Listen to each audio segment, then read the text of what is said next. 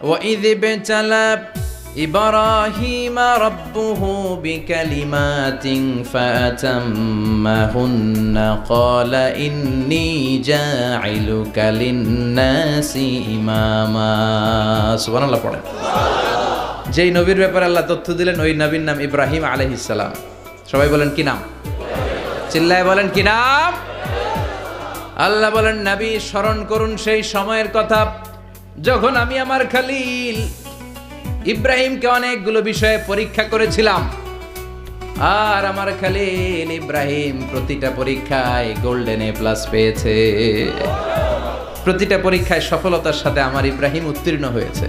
আর ফলাফল স্বরূপ আমি বলেছি ইন্নী জাইলুকা লিন্নাসি ইমামা। ইব্রাহিম, এতগুলো কঠিন পরীক্ষা নিলাম, একটাও ফেল মারলাম না, সবগুলায় পাস। যাও, এর বদৌলতে তোমার আমি গোটা বিশ্বের মানুষদের ইমাম বানায় দিলাম।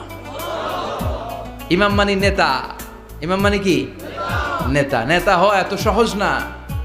আগুনে পুড়িয়ে পুড়িয়ে যেমনি খাঁটি সোনা বানানো হয়, তেমনি কষ্টি পাথর দিয়ে যাচাই করে করে পরীক্ষা করে করে আল্লাহ তাআলা সাইয়েদনা ইব্রাহিমকে এই মর্যাদার আসনে বসিয়েছেন।